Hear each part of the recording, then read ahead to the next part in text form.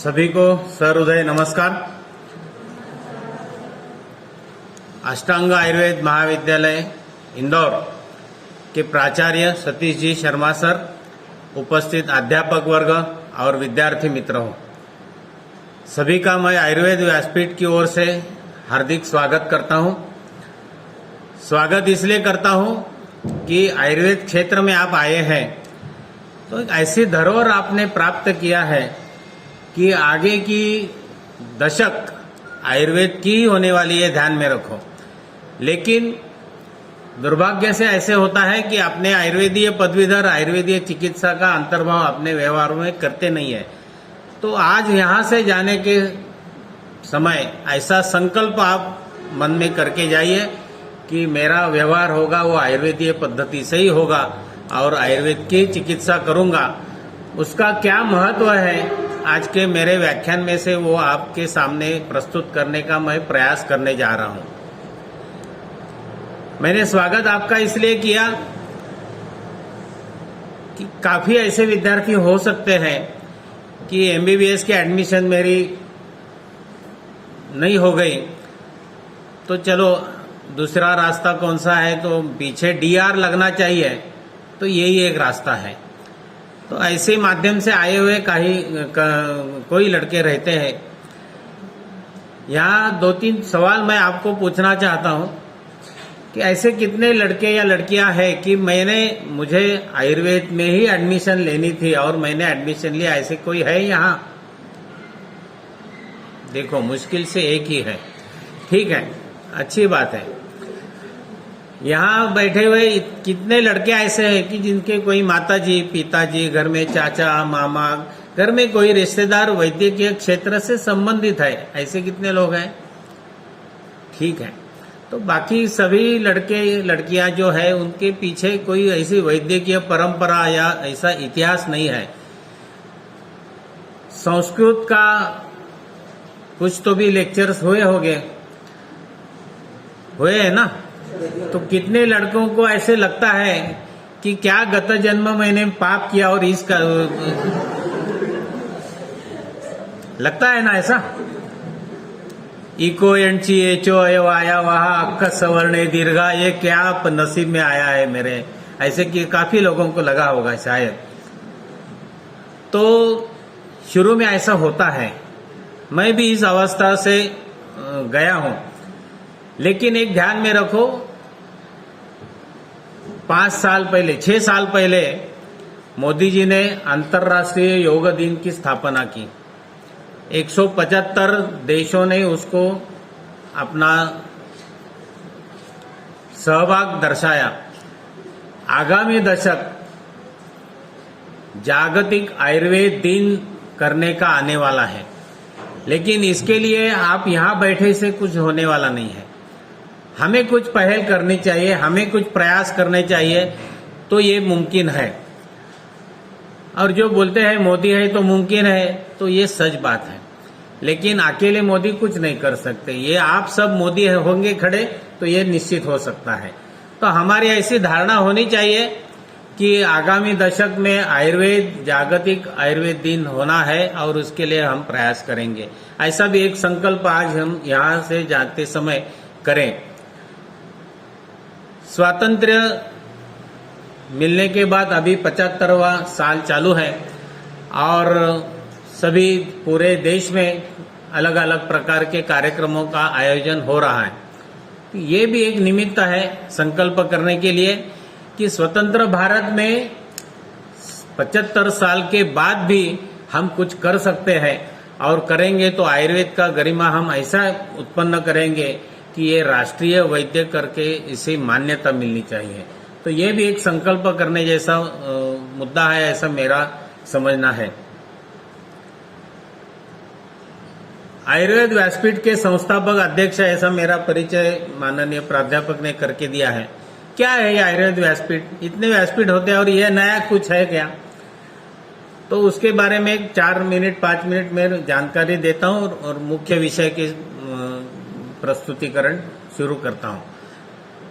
एक जमाना ऐसा था कि मेरा प्राण जाए लेकिन मैंने दिया हुआ दवा और चिकित्सा की माहिती मैं मेरे बच्चों को भी नहीं देता हूं।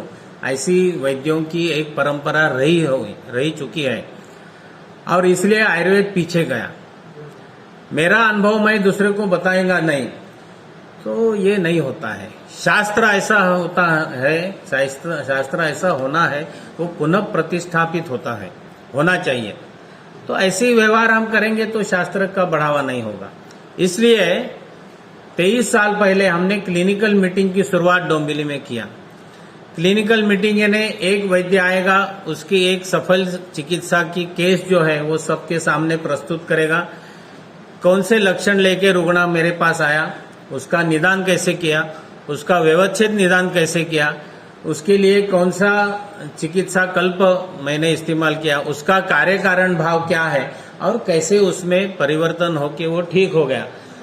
ऐसा केस प्रेजेंटेशन, इसको हम क्लिनिकल मीटिंग कहते हैं। ऐसे हमने पहले डोंबिवली में चालू किया 25 साल पहले, ज्यादा ही। और उस क्लिनिकल मीटिंग का परिणाम अभी आप महाराष्ट्र में आएंगे तो वनवासी जिले से लेके मुंबई, पुणे, औरंगाबाद जैसे महानगरों में अच्छे प्रैक्टिस करने वाले युवा वैद्यों की संख्या अपने को देखने के लिए मिल सकती है। नहीं तो वैद्य यानी बाल पक गए या बाल सर के ऊपर नहीं है, धोती पहनी है, वो भी सफेद रंग का है, ऐसे बताना पड़ेगा। ऐसे वैद्यों का स्वरूप या एक चित्र अपने आंखों के सामने था, ये हमने बदल डाला है। 1 करोड़ से लेके इन्वेस्टमेंट करने वाले वैद्यों का हॉस्पिटल मैं आपको बता सकता हूं।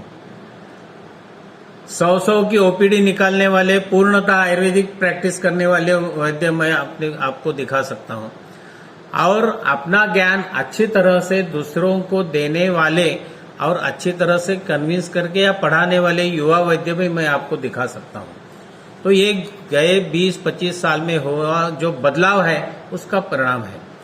तो ये हो सकता है। मराठी में ऐसे कहते हैं, केल्याने होता है रे आधी केलेची पाहिजे।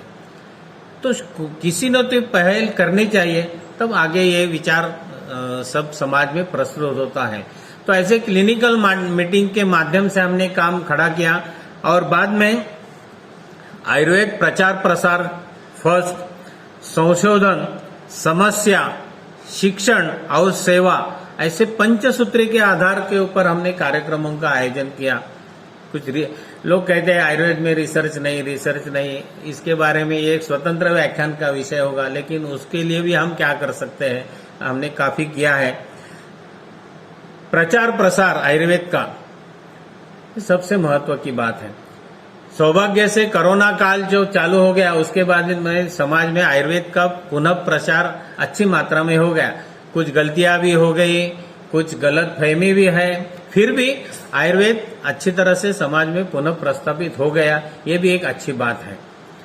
लेकिन आयुर्वेदीय पदवीधरों में भी आयुर्वेद प्रसार करने की आवश्यकता है, क्योंकि कॉलेज के एडमिशन की क्षमता है 75, पास आउट होने वाले विद्यार्थी है 65 और आयुर्वेदिक चिकित्सा करने वाले विद्यार्थियों की संख्या है 6। ऐसा प्रमाण है कि नहीं? देखो, हमें ये बदलने की आवश्यकता है। तो 65 विद्यार्थी पास हो गए और उसमें से 60 विद्यार्थियों ने आयुर्वेदीय चिकित्सा व्यवसाय चालू किया, तो दैट इज ये आवश्यक बात है। हाँ, 5-10% विद्यार्थी हो सकते हैं कि वो मिक्स प्रैक्टिस करेंगे या और कुछ जॉब में जाएंगे, हो सकता है। लेकिन आयुर्वेदीय चिकित्सा का व्यवहार हम नहीं करेंगे तो आयुर्वेद का प्रचार प्रसार नहीं होगा। इसलिए व्यासपीठ ने अपना टारगेट विद्यार्थी, युवा वैद्य, वृद्ध वैद्य सभी को रखा और आज जो मैंने पहले वर्णन किया, ये माहौल आज हम देख सकते हैं। तो यहाँ आने का जो एक वजह है वो है कि आयुर्वेद की प्रैक्टिस आप सब करें, ऐसे विनंती आपको करने के लिए मैं यहाँ आया हूँ। ऐसे क्यों करना है? तो आयुर्वेद एक ऐसा शास्त्र है जिसको 5000 साल पुरानी परंपरा है। दुनिया का सबसे प्रमुख और पहला वैद्यक शास्त्र कौन सा है? वो आयुर्वेद है। आज मार्केट में पूरे विश्व में 70-75 प्रकार की वैद्यकीय शास्त्र उपलब्ध है। एलोपैथी से लेके होम्योपैथी है, नेचुरोपैथी है, मड थेरेपी है, अरोमा थेरेपी है, एक्यूप्रेशर है, एक्यूपंक्चर है, इससे लेके काफी तक सभी शास्त्रों की जननी कह सकते हैं, ऐसा शास्त्र अपना आयुर्वेद है। सभी शास्त्रों के सिद्धांत अपने आयुर्वेद से लिया है। मूत्र चिकित्सा से लेके आप शिवाम्बु चिकित्सा का बुक पढ़ेंगे तो आपको ऐसा महसूस होगा कि इतनी डिस्पेंसरी और हॉस्पिटल की आवश्यकता क्या है। सामने पेशाब की बोतल भर के रखो और आ गया तो पिलाओ, नहीं तो मसाज करो, ये ऐसे होता नहीं। इसलिए आयुर्वेद ने सभी विषयों को योग्य और उतना ही न्याय दिया है। उसकी चिकित्सा आपने यहाँ है कि नहीं है, लेकिन सब लोग मूत्र की चिकित्सा करें ऐसा आयुर्वेद ने कभी नहीं बताया। तो सभी वैद्यक शास्त्र की जननी आयुर्वेद है, ये आप ध्यान में रखना चाहिए। ये एक ऐसा शास्त्र है जिसका वर्णन हम कर सकते हैं कि शाश्वत सिद्धांत, ये उसकी मूलभूत धारणा है। अपने को ऐसे पढ़ाया जाता है, बदलते ते विज्ञान, यानी विज्ञान हर साल या हर इसमें बदलाव होता है। विज्ञान बदलता नहीं, सिद्धांत कभी बदलते नहीं, सिद्धांत एक ही रहता है, परिभाषा बदल सकती है। मैं ऐसे कहता हूं कि न्यूटन जन्म हुआ नहीं तब भी फल नीचे गिरता था। न्यूटन के समय में भी वही है, न्यूटन जाने के बाद इतने साल हो गए फल नीचे ही गिरता है। सिद्धांत एक ही है, वैसा ही है, परिभाषा बदल सकती है। उसमें अलग अलग प्रकार के बदलाव हो सकते हैं। हमें ऐसा सिखाया जाता है, रिसर्च प्रोडक्ट करके मार्केट में एंटीबायोटिक आता है, 10 साल के अंदर वो डब्बे में चला जाता है। इट इज नॉट रिसर्च, ध्यान में रखो। क्या रिसर्च किया फिर? ये डब्बे में क्यों गया? पेनिसिलिन जब निर्माण हो गया तो सभी साइंटिस्ट लोगों को ऐसे लगा कि दुनिया के सब यूं ही चले जाएंगे। पेनिसिलिन पूरे विश्व से नष्ट हो गया, सब विकार वैसे ही है। तो बदलता थे विज्ञान, विज्ञान बदलता है ऐसा नहीं, सिद्धांत तो एक ही रहता है। आयुर्वेद उसका आदर्श उदाहरण क्यों है?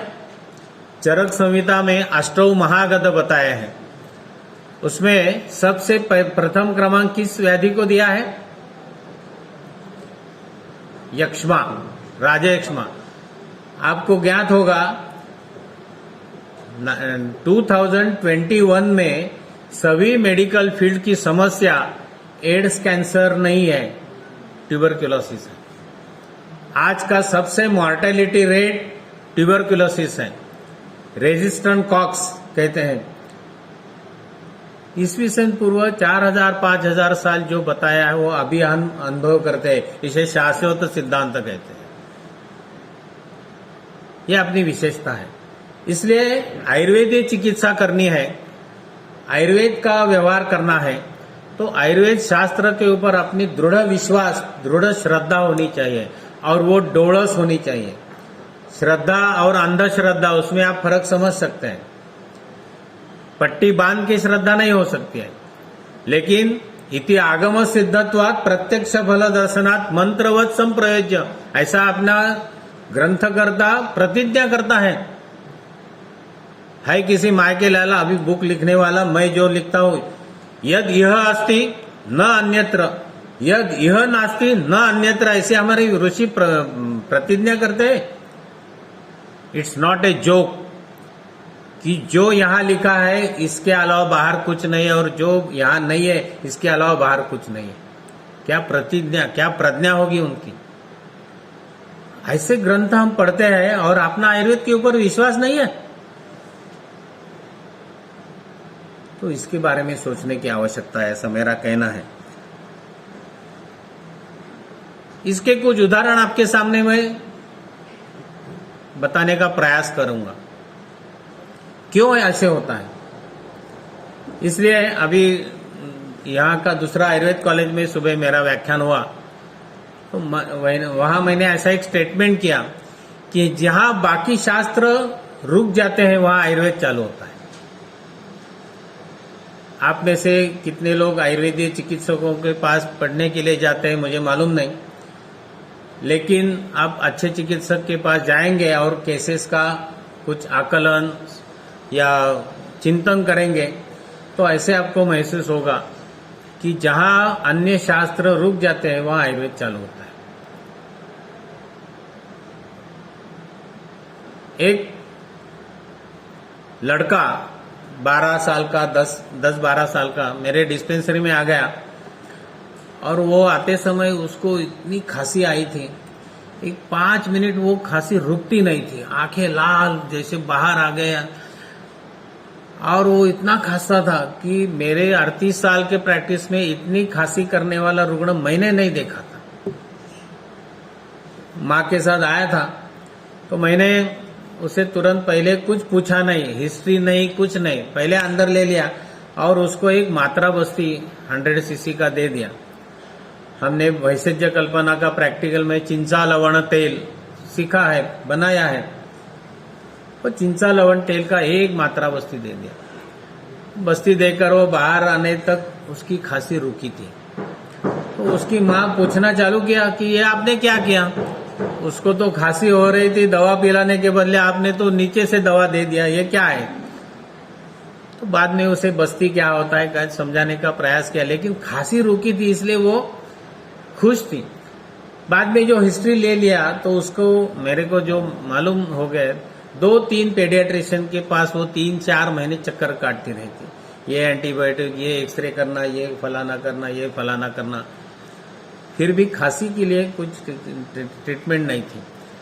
और आपको जानकारी के लिए बताता हूं, प्रैक्टिस में सबसे ट्रीट करने के लिए कठिन पेशेंट एक तो वात प्रधान तमक श्वास और वात प्रधान कास रहते हैं। वायुस्तंत्र यंत्रधरा, जितने भी वात विकार है वो ट्रीट करने के लिए कठिन रहते हैं। तो मैंने क्या किया, वातस्य उपक्रमः स्नेह स्वेद संशोधन मृदु चिकित्सा सूत्र बताया है, वो स्नेह मैंने वहां दे दिया। स्नेह कैसे देना ये आपका है, तो आभ्यंतर देना है, बाह्य देना है, बस्ती के माध्यम से देना है या और कहीं देना है। तो चिकित्सा सिद्धांत बताया है, व्याधि सामने है, लक्षण सामने है, आप प्रयोग करो, कृति करने की आवश्यकता है। इति आगम सिद्धत्वात् प्रत्यक्ष फलदर्शना। बाद में उसका जो डायग्नोसिस मैंने किया था वो कृमिज कास ऐसा किया था। बाद में कृमि की चिकित्सा ऐसे करके 1-2-2.5 महीने के अंदर वो पेशेंट लड़का पूर्णतः ठीक हो गया।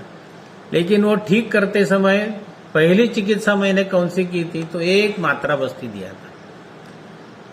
कितने लोग, कितने वैद्य प्रैक्टिस में बस्ती का व्यवहार करते हैं, बस्ती का उपयोग करते हैं।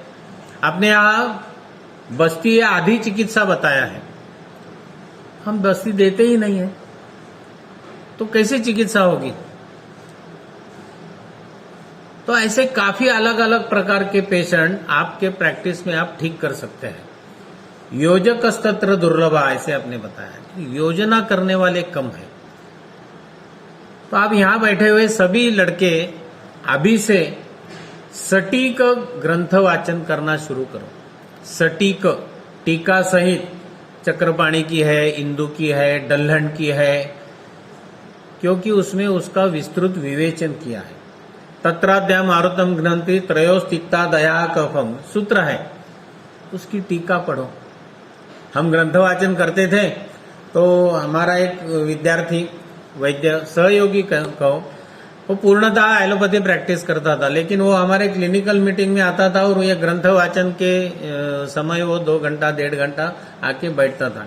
उस दिन इस श्लोक के ऊपर हमारी चर्चा और विवेचन हो गया। उसी दिन शाम को उसके डिस्पेंसरी में ऐसा ही एक लड़का आ गया कि जिसको वातज कास,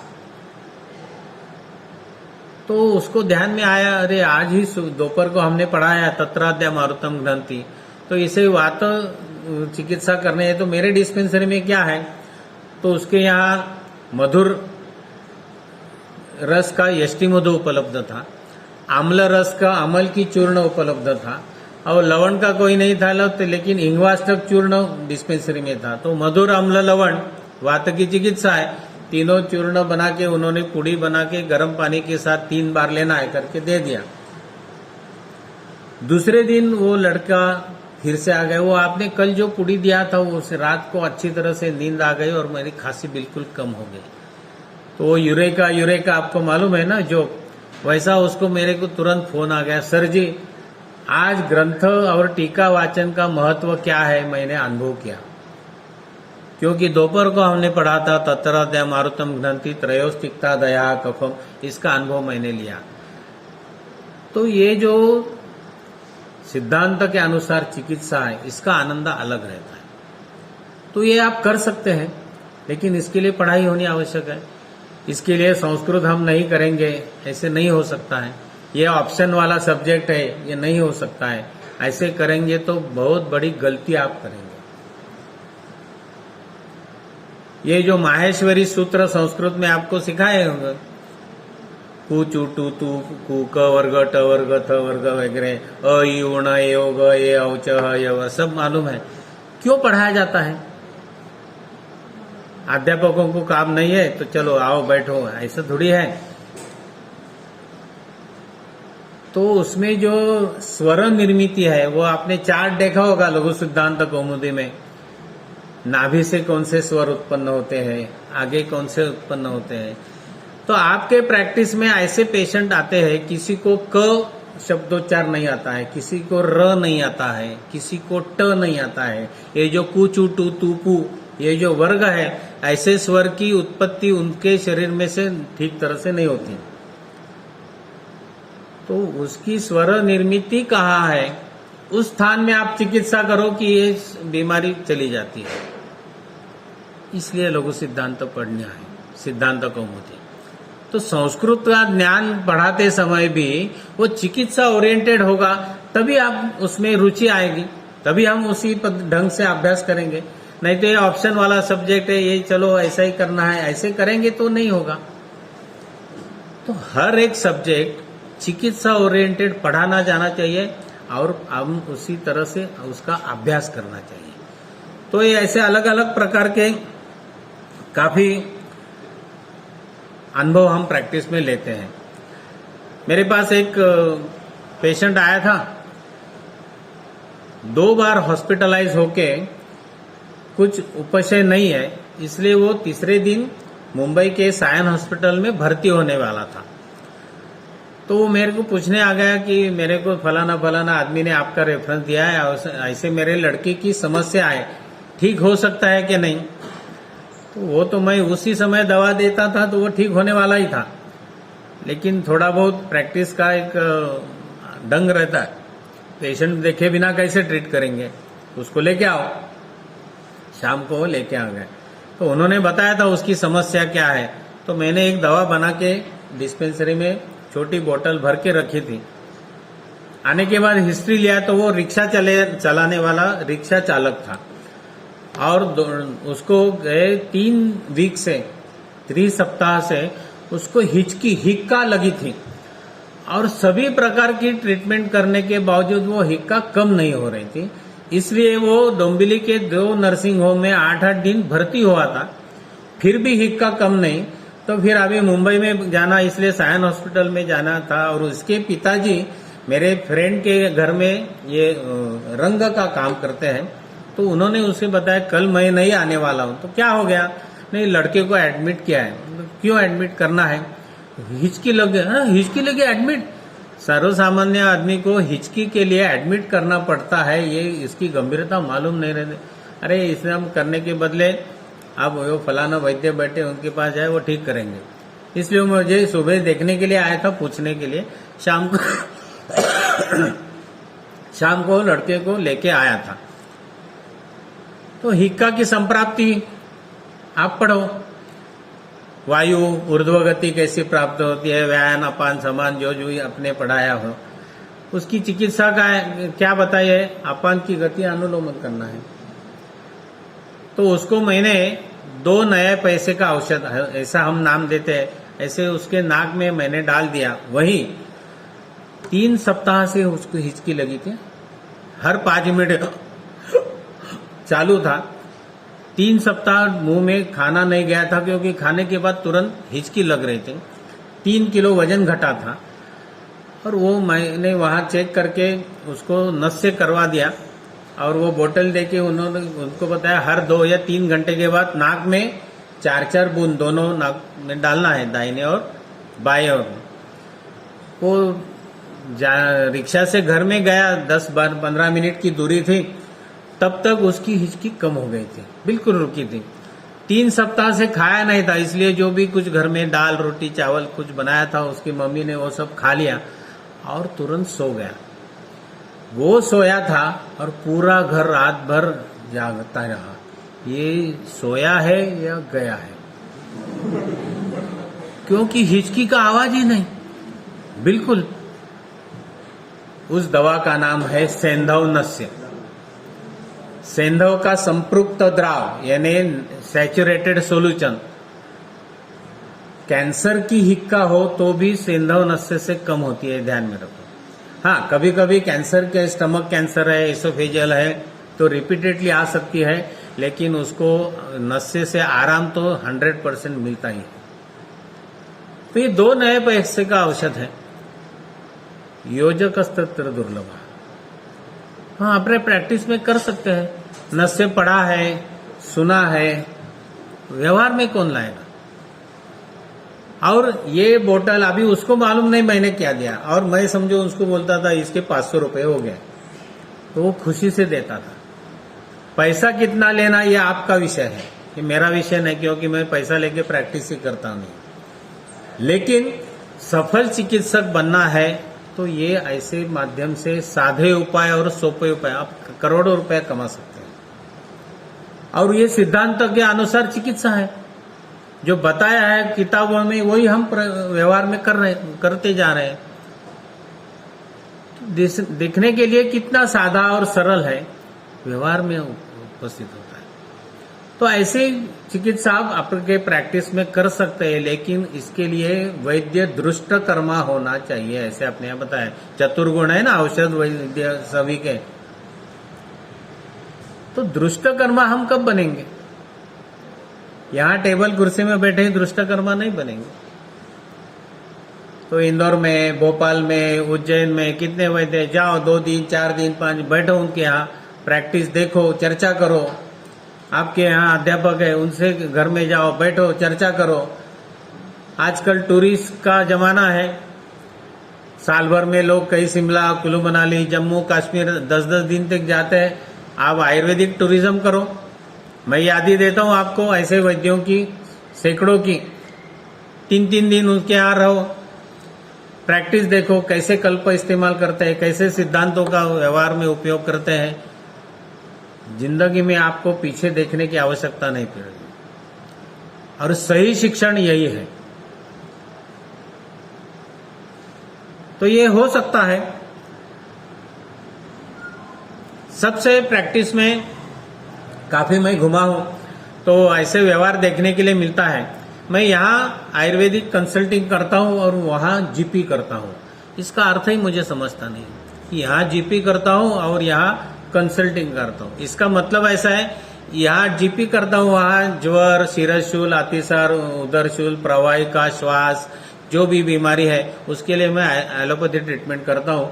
और वहाँ जीर्ण का, जीर्ण संधिवात, कमर के दर्द, पीठ का दर्द, तो महीना दवा देते रहता हूँ। ऐसा व्यवहार कैसे कर सकते हैं? इसका मतलब एक है कि लोगों के प्रति मन में ऐसे भाव जाता है कि इमरजेंसी के लिए आयुर्वेद में दवा है नहीं,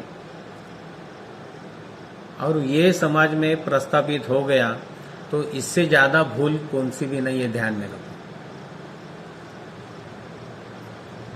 एक मुंबई के नजदीक के शहर में मैं गया था, उसके डिस्पेंसरी में बोर्ड लगा था, रात को 9 से सुबह 9 तक वैद्यों को संपर्क ना करें। इसका मतलब है जब समाज कठिन परिस्थिति में है, आप उसके उपयोग में नहीं आने वाले तो आपको कौन पूछने वाला है? कोई नहीं। एक वैद्य के डिस्पेंसरी में बोर्ड लगा था, 10 साल के नीचे वाले व्यक्ति को औषध नहीं मिलेगा। काय बालो ग्रहोर्ध्वंग शल्य दंष्ट्रा जरा वृषण, क्यों पाठ करते हम? स्पेशलाइज प्रैक्टिस की संकल्पना उस समय हमारे ऋषि मुनियों ने रखी है, काय चिकित्सक, बाल चिकित्सक, शल्य चिकित्सक, और हम ऐसा व्यवहार करेंगे तो समाज में कैसे होगा? अभी मैं नीचे बात कर रहा था, 2006 साल में मुंबई में बॉम्ब स्फोट हो गया, आपको मालूम है। सभी मेडिकल कॉलेज के सभी विद्यार्थी, internee, MD student, doctor, consultant 3-3 दिन तक हैंड ग्लोव्स नहीं निकाले थे। पेशाब करना, टट्टी जाना भूल गए थे। नर्स सिस्टर मुंह में सैंडविच बीच बीच में और चाय कॉफी या पानी पिला रहे थे। और इतने इमरजेंसी कैजुअलिटीज आती थी, वो जैसे गद्दी तकिया सिलाते हैं वैसे वो बॉडी सिलाते रहते थे। अपने आयुर्वेद के मुंबई के 5 आयुर्वेद कॉलेज लड़कों ने क्या किया? कुछ किया नहीं। ऐसा व्यवहार होगा तो आयुर्वेद समाज में प्रतिष्ठित नहीं होगा, ये ध्यान में रखो। तो समाज की कठिन परिस्थिति में हम उपस्थित होना चाहिए और जो भी हमें करने की आवश्यकता है वो करना चाहिए। अभी आप इंदौर में है, कल मैं महेश्वर गया था, वहां सब शस्त्र लगे हैं 200 साल पुराने।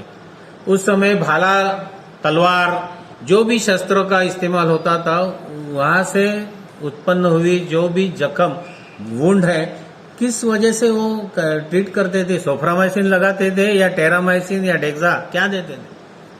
और दूसरे तीसरे दिन वो फिर से युद्ध करने के लिए तैयार होता था। आप अभी भी किसी किला में आप जाएंगे तो पुराने घृत के रांजन मिलते हैं और 50 साल 100 साल पुराना, और सबसे वुंड हीलिंग में सबसे अच्छा एंटीबायोटिक है पुराना घृत। तो इसको ज्यादा साल नहीं हो गए, 150 साल 200 साल या नहीं शिकस्त, हम क्यों व्यवहार में नहीं आते हैं? दुष्ट व्रण का पेशेंट मेरे पास आया था। 21 साल से उसका पांव में जो व्रण हुआ था, वेरिकोज अल्सर कहते हैं, वो हिलअप नहीं हुआ था। तो मेरे पास आने के बाद मैंने देखा, अपने यहाँ सुश्रुत में व्रण कर्म की चिकित्सा बताई है, धावन वगैरह सब, आप मेरे से ज्यादा जानकार हैं। तो त्रिफला और हरिद्रा क्वाथ से उसका धावन करना चालू किया। उसके बाद त्रिफला और हरिद्रा से ही उसका व्रण कर्म, बाद में मध समझते हैं ना, मधु, हनी, शहद, उससे उसका व्रणारोपण, व्रण कर्म। उसके बाद पुराना घृत, और सबसे उसके बाद जो चिकित्सा मैंने किया, चमड़े की मशी बनाई। चमड़े की चप्पल आती है, वृद्धि समान ही सर्वेशाम विपरीत ही विपर्य। तो चमड़े की मशी, अच्छा चमड़ा लेके उसको जलाया, उसकी मशी बना के उसमें लगा के उसके ऊपर घी और बाद में पट्टी। 21 साल की जख्म थी, इस 21 साल से न हीलअप हुआ, वो अल्सर था। 3 महीने के अंदर बिल्कुल नॉर्मल स्किन हो गई। 3 महीने के अंदर उसके घर वाले और वो सब आश्चर्यचकित हो गए, ये कैसे मुमकिन है? इसे कहते हैं आयुर्वेद। ये हो सकता है, केल्याने होता है रे, अधिक केले छिपाएंगे। अपने शास्त्र के ऊपर, अपने सिद्धांतों के ऊपर, अपने औषधियों के ऊपर अपना विश्वास नहीं है तो आप सफल चिकित्सक नहीं बन सकते। इसलिए मैंने पहले स्टेटमेंट किया कि आपका अपने शास्त्र के प्रति, अपने ग्रंथों के प्रति दृढ़ विश्वास होना चाहिए। इसका मतलब ये है। ऐसे कितने उदाहरण आपको बता सकता हूं कि जिन्होंने ना कर दिया, हमने ट्रीट कर दिया।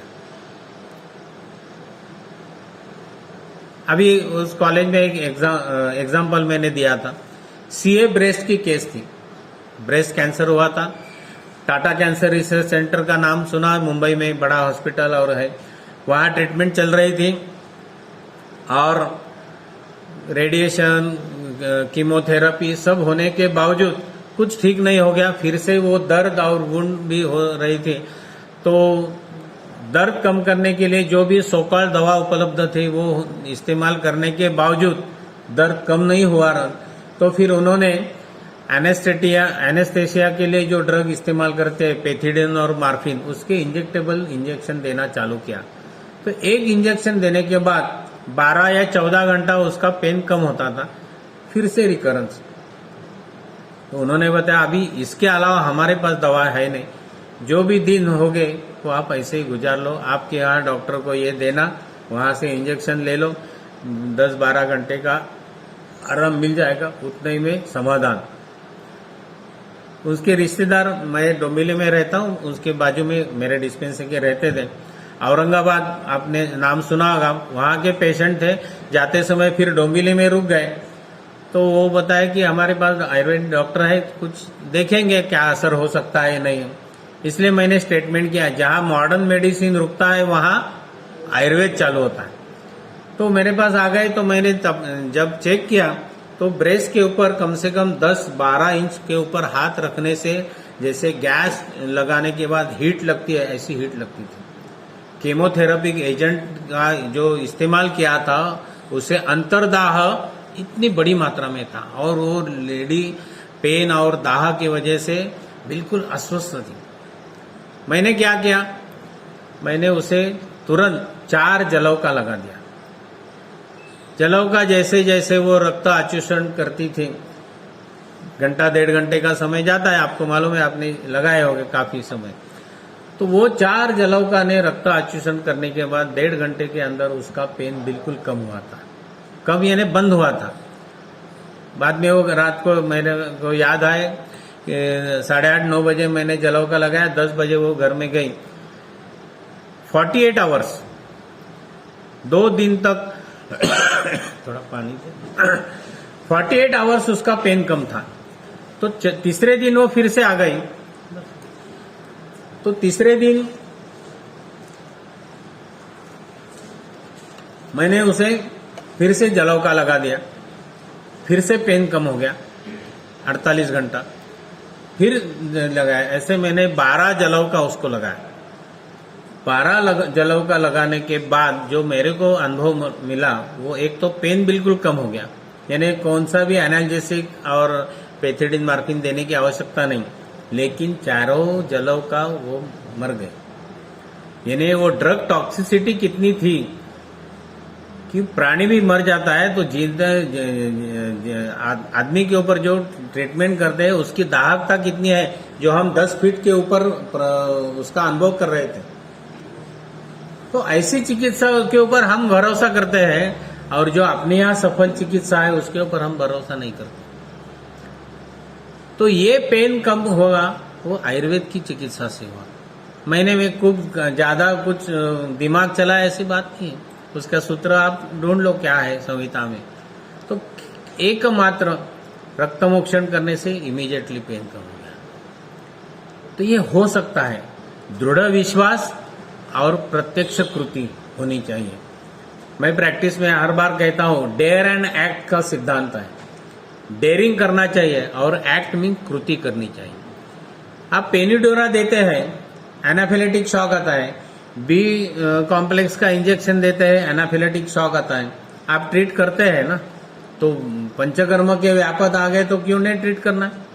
बस्ती के व्यापक हो, वमन के हो, रक्तमोक्षण के हो, नस्य के हो, वो भी करना चाहिए। दिए है कौन से व्यापक आते हैं और उसकी चिकित्सा क्या है। तो दृष्ट कर्मा होने के बाद ये हो सकता है। अभी पेथिडिन मॉर्फिन का नाम लिया इसलिए एक 6-7 महीने के पहले एक्यूट लंबर स्पॉन्डिलोसिस का पेशेंट मेरे पास आया था। वो भी पेथिडिन मॉर्फिन लेता था, एडमिट होके भी उसका पेन कम नहीं हुआ था। तो उसको लैमिनेक्टोमी करनी पड़ेगी, ये सब उनका जो भी एडवाइस रहती है वो प्रोफार्मा तैयार रहता है। मैंने देखने के बाद फिजिकल एग्जामिनेशन किया उनका। वो MRI वगैरह मैं कभी देखता नहीं, पहले पेशेंट देखना है, बाद में रिपोर्ट देखना है। क्योंकि चिकित्सा रिपोर्ट की नहीं करनी है, चिकित्सा पेशेंट की करनी है।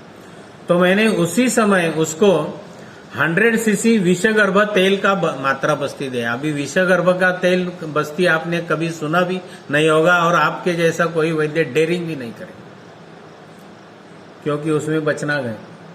वो अनवैध देने के नहीं, बस्ती, उसे कुछ साइड इफेक्ट, उसे रिएक्शन।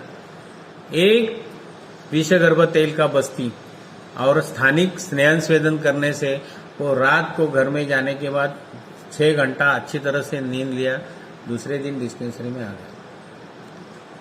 ये जो पेन रिलीव हुआ ये मात्रा बस्ती के माध्यम से हुआ है, विषगर्भ तेल की मात्रा से हुआ है, नॉट इंजेक्टेबल और एनी एनाल्जेसिक, एंटीपायरेटिक और एसिड एंटी इंफ्लेमेटरी ड्रग से नहीं हुआ है। ये आयुर्वेद की क्षमता है। लेकिन हमें पेशेंट देखना चाहिए, हेतु देखने चाहिए, उसकी संप्राप्ति कैसी हो, उसका निदान करना चाहिए। और निदान परिवर्जन ये श्रेष्ठ चिकित्सा है। और बाद में जो भी चिकित्सा कल्प आप योगराज गुगुल देते हैं या गोक्षुरादि, उसमें ज्यादा अंतर जाने की आवश्यकता नहीं। प्रमुख संप्राप्ति का जो भाग है वो ठीक करना चाहिए।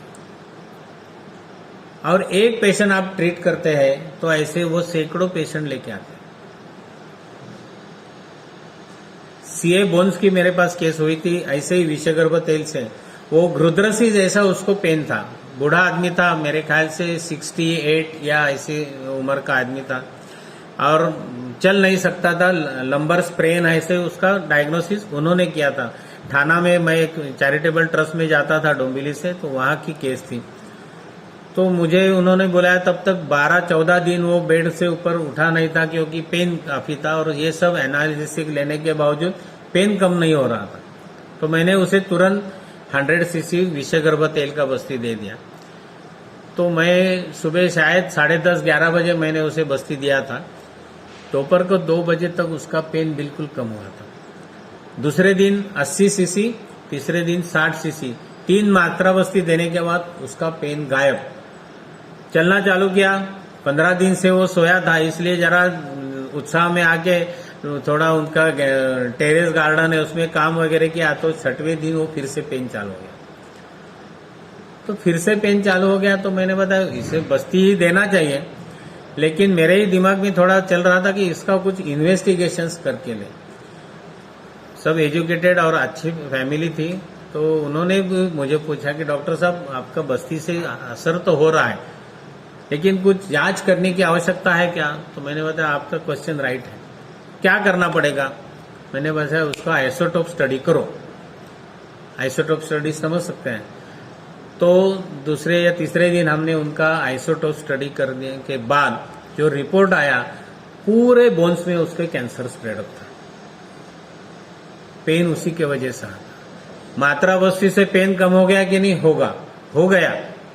1 सप्ताह तक फिर से पेन एग्रेवेट हो गया। संप्राप्ति कितनी गंभीर है उसके अनुसार उसके लक्षण रहते हैं। वो रिपोर्ट आने के बाद उन्होंने मुझे बताया, जिसने आइसोटोप स्टडी किया उन्होंने पूछा कि ये आप लोग वो चिट्ठी किसने दिया, क्योंकि मेरा नाम था वैद्य विनय वेलणकर, वो ये आयुर्वेदिक आदमी है और ये कैसे बता सकता है आइसोटोप स्टडी करो? नॉर्मल डॉक्टर के मन में भी आइसोटोप स्टडी करना आएगा नहीं। इसलिए मैंने बताया योजकस्त तत्र दुर्लभ। अभी क्या करना चाहिए?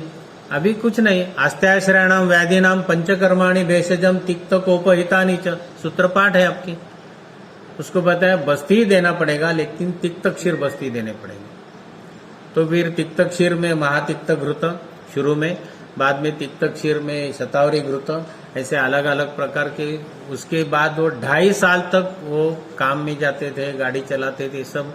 2.5 साल के बाद वो पेशेंट चला गया। कैंसर मैंने ट्रीट किया क्या? नहीं किया। पेशेंट ठीक हुआ था कि नहीं? हुआ था।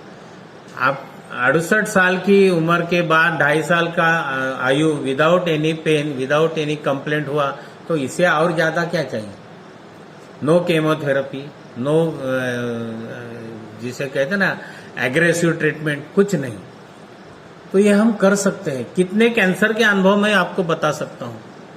ये टाटा कैंसर का जो मैंने अभी आपको अनुभव बताया, उसी का एक बताता हूँ। मेरा एक फ्रेंड है, उसकी बहन थी, वो महाराष्ट्र के एक नासिक जिले में पीएससी में चीफ मेट्रन थी, पब्लिक हेल्थ सेंटर में, और उसको सीए रेक्टम ऐसा डायग्नोसिस टाटा वाले ने किया था।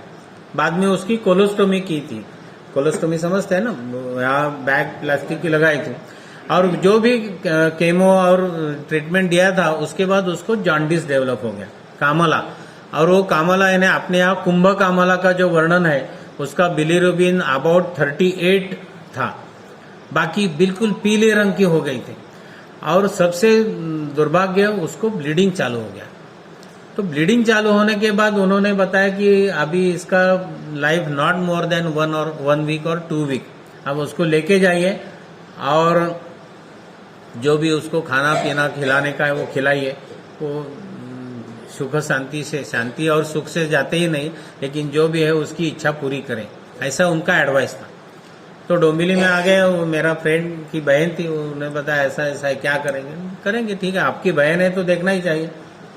अपने यहाँ जो कामला की चिकित्सा बताई है उसी के अनुसार कामलितु विरेचन ही, तो विरेचन, अभयादि मोदक, आपने कल्प का नाम सुना है, तो अभयादि मोदक का विरेचन, बाकी अपना कामलाहार कषाय, सूतशेखर, ये भी जो भी ट्रीटमेंट है वो करने के बाद हर 8 दिन के बाद हम उसका बिलीरुबिन और ये सब चेक करते थे।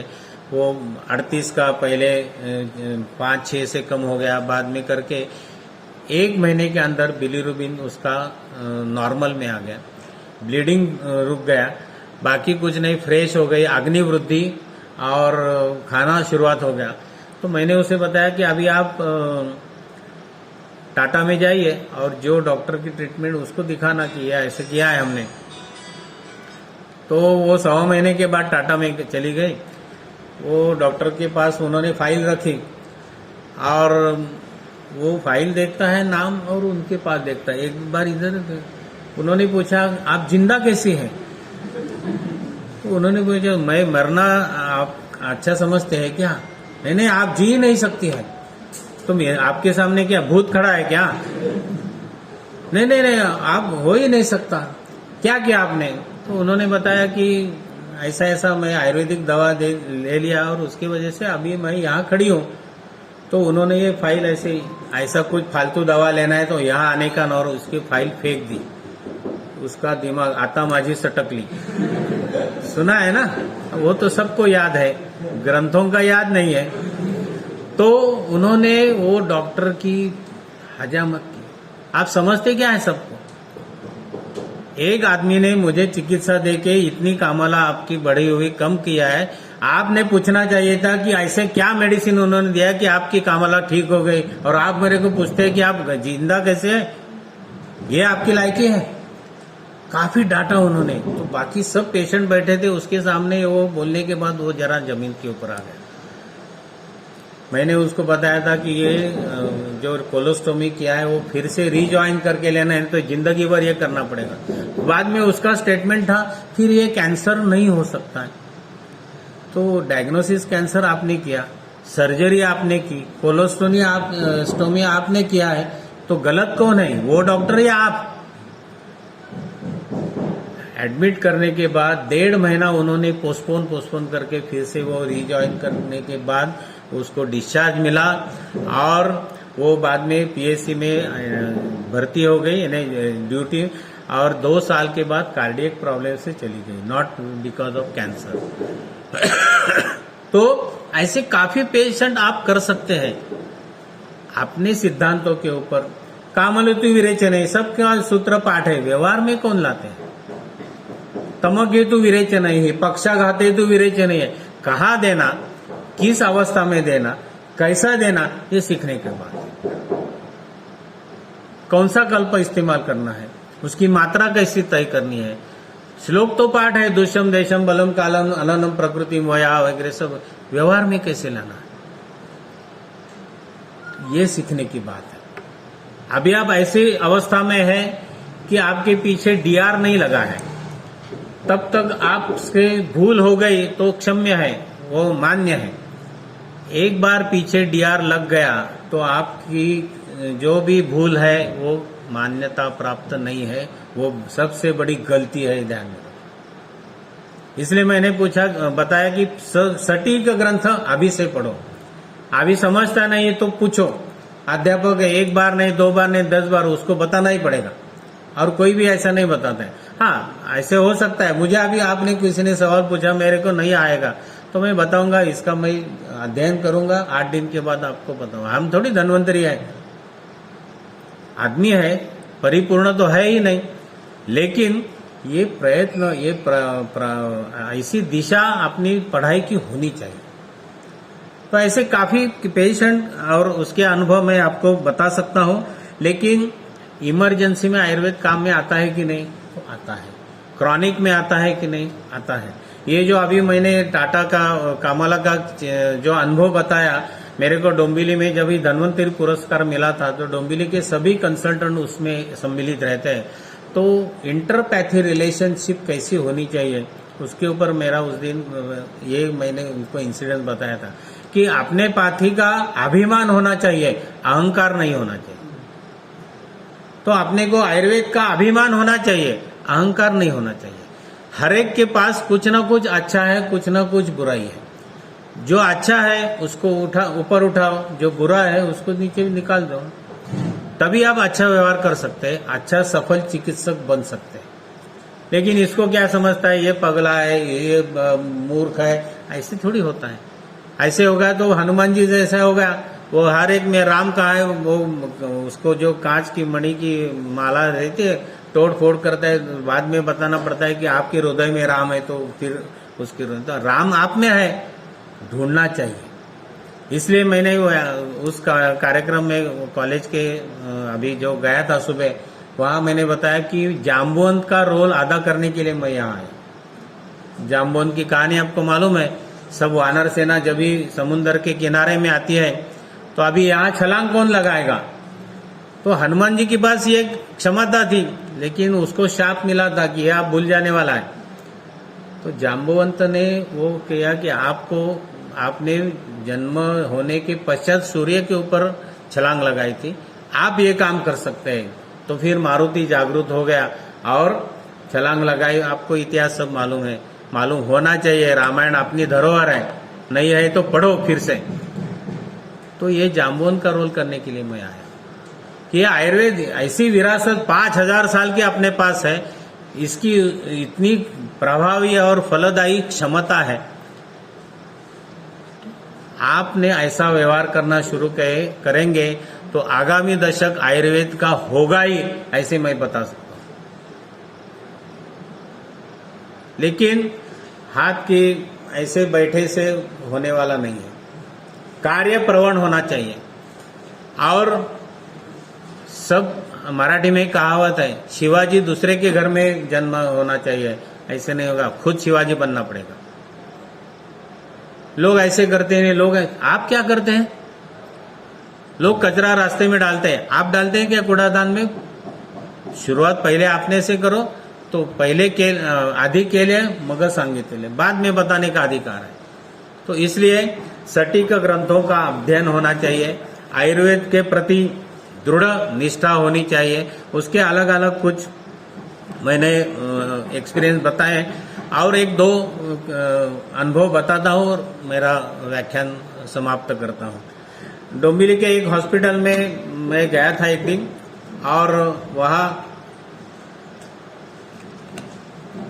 डायटिशियन बैठती है, मेरे को पहचानती है, मेरी काफी उनसे मैं गया तो भाई वो बताया उन्होंने, अच्छा हो गया सर जी आपकी याद निकाली थी मैंने। क्या हो गया?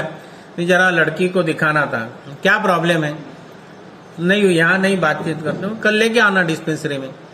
तो वो दूसरे दिन लड़की को लेके आई थी। तो उनकी समस्या ऐसी थी, वो लड़की की जब डिलीवरी हो गई तो उसके पाँव बिल्कुल उल्टे थे, अपने पाँव सरल रहते हैं वैसे उल्टे थे।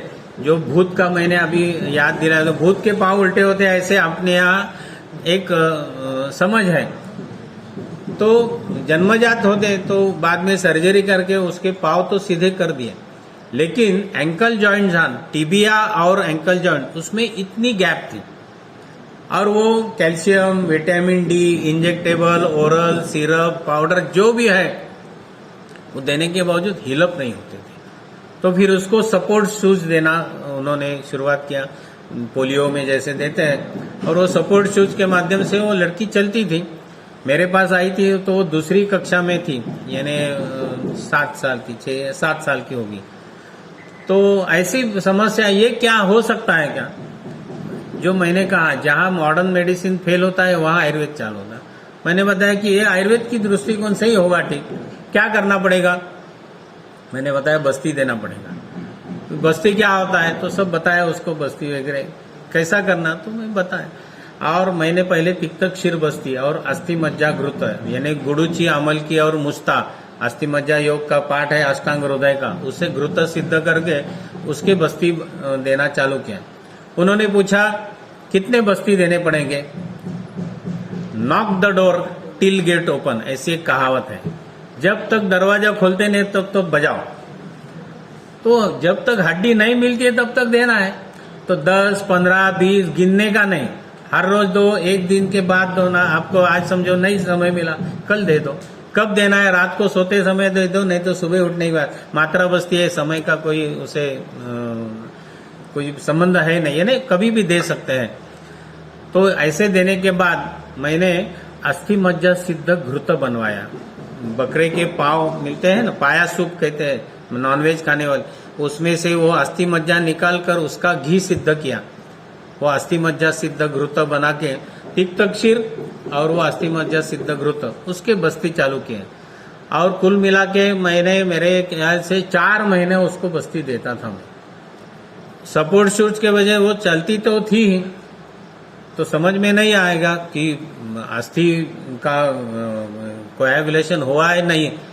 तो फिर 5 महीने के बाद हमने सोचा कि अभी उसका एक्सरे निकालेंगे। तो डोंबिवली के प्रथित यश और जो पुराना एक्सरे यूनिट है उसके पास पहले भी उसके सब एक्सरे निकाले, वो उसके पास लेके गए। तो उन्होंने एक्सरे निकाला तो उन्होंने, आप इधर आ, ये आप क्या कर रही है ट्रीटमेंट? उन्होंने बोला बस्ती दे रहे हैं। बस्ती ये क्या रहता है? उन्होंने वो डॉक्टर वेलणकर, वो मेरे को अच्छी तरह से पहचाना। हाँ, वो वेलणकर जो भी करेगा ना वो करो, उसका दिमाग कहीं और ही चलता है। लेकिन आपको बता रहा हूं कि उसकी दोनों हड्डी बिल्कुल मिल गई है। तो वो इतनी खुश हो गए और एक्सरे में सब दिखा, नहीं तो 1 इंच से ज्यादा, 1.5 इंच से ज्यादा उसका अंतर था। 6 महीने 5.5 महीने के अंदर वो पूर्णतः अस्थि मिल गई।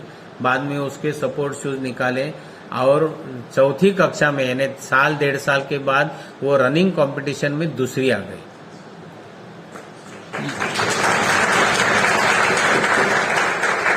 तो ये आयुर्वेद की विशेषता है। तो हो सकता है कि नहीं? हो सकता है, करने की उम्मीद चाहिए। इसलिए मैंने बताया डेयर एंड एक्ट का सिद्धांत है। डेयरिंग करना चाहिए और कृति करनी चाहिए। ऐसे ही बढ़ा कैसे होगा? उन्होंने कहा, वो कंसल्टेंट है, उन्होंने बताया ये नहीं, ये जिंदगी भर लेना पड़ेगा, ये दिन जिंदगी 2 जिंदगी लेना पड़ेगा। ऐसे कोई शास्त्र होता है क्या? तो हमें अपने सिद्धांतों के ऊपर अच्छा कमांड, दृढ़ विश्वास होनी चाहिए, तो भी आप सफल चिकित्सक कर सकते हैं। और एक ही अनुभव आपके पास शेयर करता हूं, वो एक यूनिक है। कैसे है? ग्रंथों में सिद्धांत दिए हैं, उसका विकसन आपको करना है। महाराष्ट्र में दापोली नाम का एक शहर है, शायद सुना, कोकण में। वहां की एक लड़की, ट्रैक्स का एक्सीडेंट हो गया, रोड एक्सीडेंट, और उसका मेंदू यानी उसका स्कल से फटकर वो सब बाहर आया था। तो हॉस्पिटलाइज हो गई। वो मुंबई में हिंदुजा हॉस्पिटल में लड़की थी, वो भी दूसरी तीसरी यानी 5-6 साल की होगी। तो 3 सप्ताह तक वो कोमा में ही थी। लेकिन जो भी सर्जिकल प्रोसीजर है वो उन्होंने करने के बाद वो कोमा से आउट आ गई और 1-2-2.5 महीने के बाद उसको हिंदुजा हॉस्पिटल से डिस्चार्ज मिल गया। तो डिस्चार्ज मिलने के बाद उनको ब्रेन की इंजरी थी, उसकी वजह से उसको दृष्टि उसकी काफी कम हो गई थी। ऐसा धुंधलापन, प्रकाश है तब देखता था, लेकिन अंधेरा है तो कुछ नहीं। उसका गंध ज्ञान चला गया था, उसको कुछ अच्छा बुरा, सुगंध है दुर्गंध है, कुछ ज्ञान नहीं होता। वाचा उसकी जो थी वो डिमिनिश हो गई थी, यानी पहले जो बोल सकती थी उतनी नहीं होती। यानी उसकी जो भी सेंटर्स है वो उस एक्सीडेंट की वजह से डैमेज हो गई थी। और उन्होंने कहा कि जो भी सर्जिकल प्रोसेस करने की आवश्यकता थी वो हमने किया है। अभी आगे की डेवलपमेंट उन्होंने ऊपर अंगुली दिखाई कि ये होना है तो हो जाएगा, आपका नसीब अच्छा है, इसका तो हो जाएगा, नहीं तो नहीं होगा। तो फिर थाना में वो उसके कोई रिश्तेदार उनके यहाँ रहते थे, किसी ने बताया कि अभी उन्होंने तो हाथ ऊपर किए हैं, यहाँ एक वैद्य आते हैं, उनका नाम हमने सुना है, आप जाकर देखिए। वो मेरे पास आ गए और इतनी वो अच्छी लड़की थी, उसका नाम था मृण्मयी। कभी भी ऐसे कॉन्फ्रेंस में लड़के या पेशेंट का नाम नहीं डिस्क्लोज करते, लेकिन वो मृण्मयी इतनी अच्छी और गोड ये लड़की थी, बिल्कुल दूसरी कक्षा तीसरी में पढ़ती थी। तो उसको लाया था, ऐसे ऐसी समस्या है। अपने यहाँ बताया आर्तः पुत्रोत उपक्रम्य, इतनी छोटी लड़की, इसकी दुर्भाग्य से ऐसी स्थिति हुई थी, तो आपने मन में कुछ जो भी होना चाहिए कि नहीं ये ठीक हो ही चाहिए। आपकी प्रबल इच्छा है तो वो होता है, क्योंकि कॉन्फिडेंस भी ये करना पड़ता है, ट्रांसफर करना पड़ता है। मैंने बताया कि आपकी लड़की को मैं ठीक करूंगा, कैसे होगा वो मैं बताऊंगा। फिर उसको बाकी स्नेह संवेदन किया, बाद में बस्ती तिक्तक्षीर बस्ती चालू किए, यही अस्थि मज्जा सिद्ध घृत का वगैरह। बाद में मुझे दिमाग में ऐसे आ गया कि वृद्धि समान ही सर्वेशाम विपरीत विपर्य। हमारे यहाँ महाराष्ट्र में जैसे ये कोળી समाज रहता है ना, मछली पकड़ने वाला, उसे महाराष्ट्र में कोળી कहते हैं। आपके यहाँ क्या कहते हैं? मच्छी मार कहते हैं, हाँ मछुआरे, करेक्ट। तो मछुआरे समाज, वैसे हमारे यहाँ आगरी समाज रहता है, और ये आगरी समाज नॉनवेज खाता है, उसमें से सभी प्रकार के प्राणियों मारता है।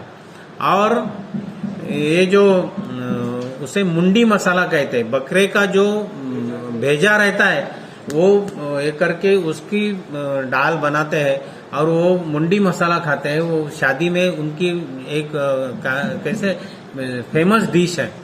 तो मेरे दिमाग में आया कि ये मुंडी मसाला का इसमें कुछ उपयोग हो सकता है। तो मेरे पास एक जो वैद्य आती थी वो नॉनवेज खाने वाली थी, तो मैंने बताया कि आप ये मुंडी लेके आना और ये मुंडी का सब जूस निकाल के उसे घृत सिद्ध करना, और ये घृत का बस्ती हम उसे दे देंगे। तो उन्होंने वो मुंडी लेके आई, वो सब बारीक करके उसे अपने घृत सिद्धि के जैसे बताया वैसे वो घृत सिद्ध किया, और 1 किलो 2 किलो वो घृत सिद्ध करके हमने तिक्तक्षीर बस्ती और उसमें वो मुंडी मसाला का जो घृत बनाया था उसके बस्ती देना हमने शुरुआत किया। और जो मैंने बताया ना कि कॉन्फिडेंस भी होना चाहिए, वो कॉन्फिडेंस रिफ्लेक्ट भी होना चाहिए, ट्रांसफर भी होना चाहिए। तो उन्होंने इतना एक्सेप्ट कर लिया कि धीरे धीरे धीरे उसको गंध ज्ञान आना चालू हो गया, उसकी वाचा डेवलप हो गई, उसकी दृष्टि डेवलप हो गई। गंध यानी मेरे को सौभाग्य से कुछ व्यसन नहीं, मेरे को खाली अत्तर या कुछ अच्छा सेंट लगाने के। वो जब आती थी, काका आज आपने सोनसाफा का अत्तर लगाया है, आज आपने मोगरा का अत्तर लगाया है, वो उन्होंने पहचानना शुरुआत किया, उसका गंध ज्ञान हो गया। वो 2री 3री कक्षा में थी, तो उसके स्कूल में जो भी उनको पोएम या कविताएं सिखाई जाती है वो उन्होंने याद करना चालू किया, और वो अच्छी तरह से डेवलप हो गई। तो ये जो अभी ये घृत को नाम क्या देना, तो मैंने उसका नाम लिखा था भेजा सिद्ध घृत। अभी ये इसका रेफरेंस आप बताएंगे चरक में बताओ, सुश्रुत में बताओ, अष्टांग हृदय तो है ही नहीं, लेकिन ये भेजा तो चलाना चाहिए ना। तो सिद्धांत दिया है वृद्धि समान ही सर्वेशाम विपरीत विपर्य, उसका हमने प्रैक्टिकल उपयोग किया, और वो लड़की अभी कम से कम 85% रिकवर हुई। 15% जो है वो शायद उसकी दुआ है तो वो भी हो सकती है। ये बस्ती हमने उसे बीच बीच में देना है ऐसे बताया है। वो दापोली में यानी डोंबिवली से 400 किलोमीटर दूर है, इसलिए अभी कुछ बीच में मुलाकात नहीं है, ये हो सकता है। इसलिए मैंने बताया कि जहां मॉडर्न मेडिसिन फेल होता है या बाकी वैद्यक शास्त्र, नॉट ओनली मॉडर्न मेडिसिन, तब आयुर्वेद चालू होता है। तो ये हम कर सकते हैं। अच्छी पढ़ाई करना, सिद्धांत याद रखना। इसके अलावा एक त्रिसूत्री मैं बताता हूं और मेरा व्याख्यान खत्म करता हूं। प्रैक्टिस में 3 महत्व की चीजें हैं। फर्स्ट है how to diagnose the patient, second है how to treat the patient, and how to convince the patient. सबसे बड़ी महत्व की बात, how to diagnose the patient. मैं जहां रहता हूं उसके बाजू के स्कूल में एक लड़की चक्कर आकर गिर गई, तो कुछ हो गया, तो टीचर लोग मेरे को फोन करते हैं। फोन किया तो मैंने बताया तुरंत आना चाहिए 5-10 मिनट में, क्योंकि मैं खाना खाने के लिए बैठा था। तो नहीं, जरा तुरंत आइए। तो मैं इसे भोजन छोड़ के मैं गया, बाजू में ही स्कूल है। जाने के बाद जो सब वो टीचर लोग उसके आगे पीछे खड़े थे और वो लड़की बीच में गिर गई थी। मैंने देख के नाड़ी देखा पहले, इसकी क्लास टीचर कौन है, तो एक टीचर आगे आई। इसकी एक जोर से कान के नीचे आवाज निकालो। ऐसे बोलने से टूट कर खड़ी होके बैठ गई। मैंने बताया, फिर डांटा, 2-4 गाली दिया। मम्मी से झगड़ा करके आई थी क्या समझती है आपने आपको? तो फिर कांपना चालू हो गया। जो घर में हुआ था वो हिस्टेरिक थी। How to diagnose the patient, ये महत्व है। नहीं तो आप 10 से करो, चलो डेक्सा दो, अलग अलग इंजेक्शन, नहीं तो भर्ती करो, EEG निकालो, कुछ जरूरत नहीं है। डायग्नोसिस महत्व है। एक वृद्ध पेशेंट हमारे थे, उसके लड़की का फोन आया, डॉक्टर साहब जरा घर में आएंगे क्या, वो जरा तकलीफ हो रही है। 82 ईयर्स ओल्ड थे। तो मैंने पूछा जाने के बाद, तो उसको यूरिन में से खून जाता था, रेड कलर की, खून नहीं जाता था, रेड कलर की यूरिन होती थी। तो मैंने देखा कि आशमरी हो सकती है, CA ब्लैडर हो सकता है, जो भी हिस्ट्री लेकर याद आ गया कि इसको इसमें कोई बीमारी है नहीं है। तो मैंने पूछा इसको, घर में बीट रूट की सब्जी बनाई है क्या? तो उन्हें, हाँ 2 दिन से हम बीट ही खा रहे हैं। तो उससे आपकी लाल लकवी हो रही है। अभी बीट रूट आप खा के देखो, 2 दिन तक मूत्र और मल को लाल रंग रहता है। ये व्यवहार ज्ञान है। लेकिन जो डायग्नोसिस, व्यवच्छेद निदान के लिए हमें जो बताया है, वो पहले उसका जांच करो। तो सही निकला, कुछ दवा की जरूरत नहीं, 2 दिन के बाद अपने आप यूरिन का कलर नॉर्मल हो जाएगा। How to diagnose the patient, ये सबसे महत्व की बात। How to treat the patient, किसी को अच्छी तरह से समझाना पड़ता है और किसी को बुरी तरह से समझाना पड़ता है, लेकिन समझाना पड़ता है। जो ज्यादा शिक्षित पेशेंट आते हैं ना, वो करते कुछ नहीं है, परहेज बताएगा वैसे करते नहीं, लेकिन आपका दिमाग तो ज्यादा खाते हैं। डॉक्टर साहब ये क्यों हो गया, ये क्यों, ये आप इसने किसके लिए दिया, ये किसकी वजह से दिया है? तो मैं ऐसा कहता हूँ, किसी को बोला ये जा फट दिया है वो लेको, 8 दिन के बाद आना, मेरा दिमाग मत खाओ। ये भी एक समझाने का तरीका। वो जाता है 8 दिन के बाद आता है। लेकिन कुछ वर्ग ऐसा है कि उसको कुछ तो भी दिमागी चलाना पड़ता है। वो एक बार आ गया, डॉक्टर साहब ये इतना तकलीफ हो रहा, क्यों होता है, क्या है तकलीफ? वो आपको मालूम है क्या, प्राण, व्यान, उदान, अपान समान 5 वायु होते हैं। अपान की गति ऐसी होती है, व्यान ऐसा रहता है। आपके यहाँ ये अपान की प्रतिलोम गति हो गई, इसलिए हृदय, आपके दिल में धड़कन हो रही है, ऐसा वैसा। उसको कुछ समझ में नहीं आया, उठ के चला गया। अभी वो प्राण, व्यान, उदान, अपान क्या समझने वाला है? लेकिन मैं उससे बोलता था क्योंकि वो एक कंपनी का चीफ एग्जीक्यूटिव था। तो how to convince the patient. एक वृद्ध महिला आई थी, निद्रानाश। तो निद्रानाश है तो वातस्य उपक्रमः स्नेह, शीर श्रवण पादेषु तम विशेषेण शीलयेत्, सब सूत्र है। इसके अलावा आप क्या ट्रीटमेंट कर सकते हैं? तो मैंने बताया कि पाँव में नीचे तेल लगाना, वो सब किया है हमने, कुछ ऐसा नहीं करने का। रात को सोते समय आप जब भी बेड बिस्तर के ऊपर जाएंगे तो दाहिने हाथ में तेल लगाने का और बाएं पांव के नीचे लगाने का, बाएं हाथ में लगाने का और दाहिने पांव के लगाने। ये जमेगा? हाँ जमेगा। अभी देखो यही हाथ से ये पांव में नहीं लगाने सकती, उधर लगाना। बाकी क्या करना है? How to convince the patient. तो ये खूबी है प्रैक्टिस। यानी आपको गोल्ड मेडल मिला है, आपका अष्टांग हृदय सूत्रस्थान कंठस्थ है, कोई पूछने वाला नहीं है। लेकिन चमत्कार दिखाएंगे तो नमस्कार है। तो ये चमत्कार आपको दिखाने चाहिए। और सबसे महत्व की आखिर का मुद्दा जो है, कभी भी पैसे के पीछे लगकर प्रैक्टिस नहीं करना है। ऐसे प्रैक्टिस करो कि नीचे आपके पीछे पैसा है। अनूप जलोटा की भजन संध्या कैसेट है, आपने शायद सुनी होगी, नहीं तो आप घर में जाके सुनो।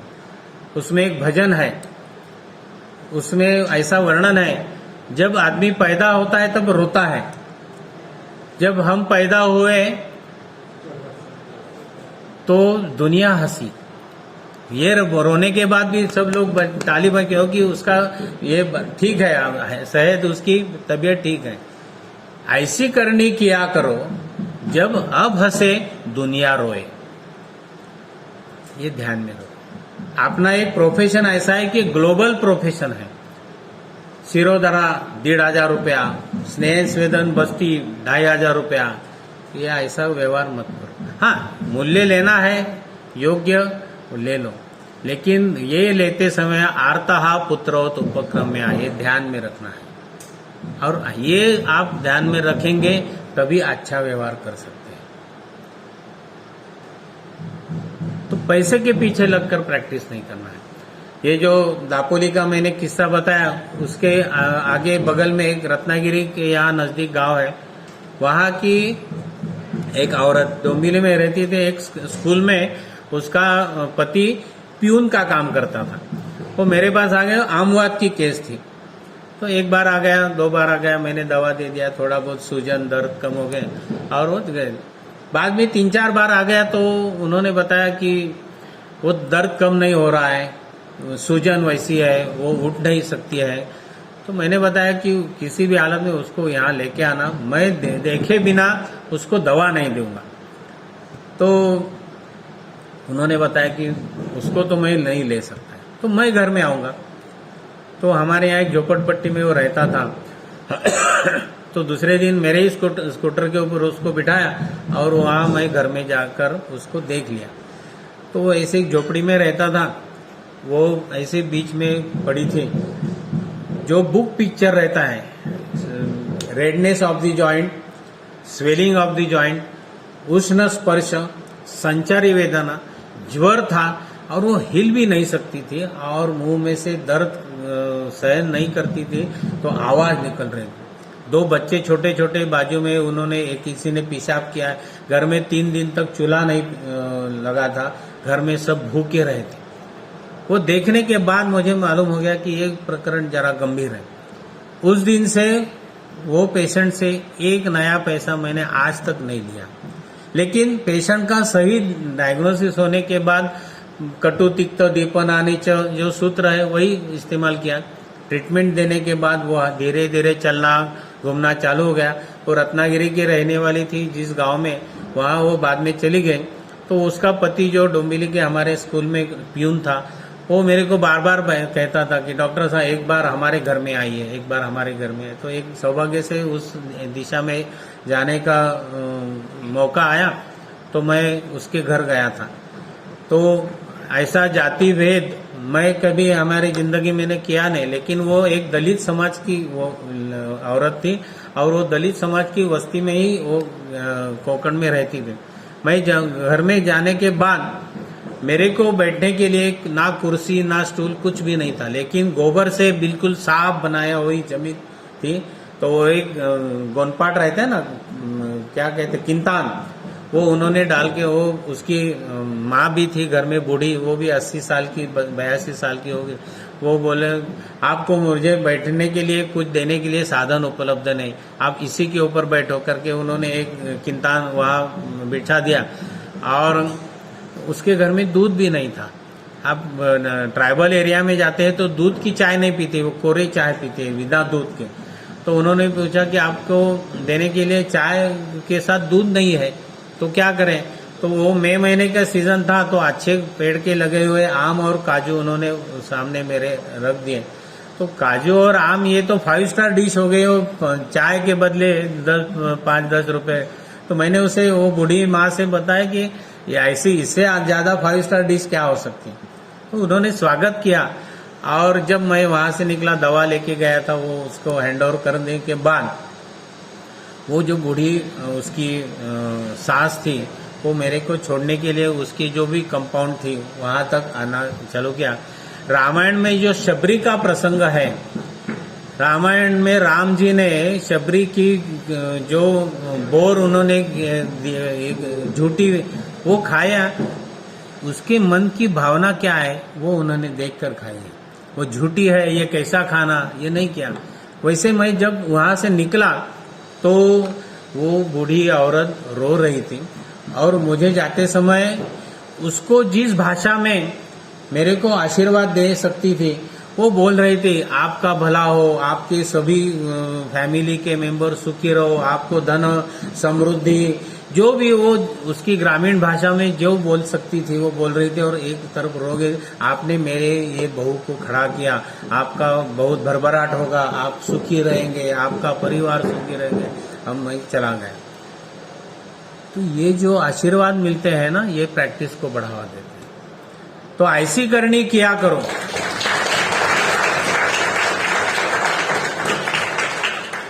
ऐसे हजारों लाखों लोगों के आंसू पोंछने का काम करने का भाग्य मिलने वाला आपका प्रोफेशन है।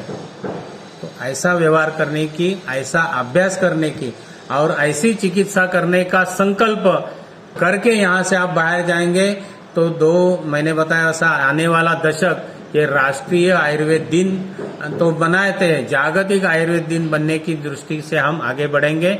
इतना बोल के मैं मेरा वक्तव्य समाप्त करता हूँ।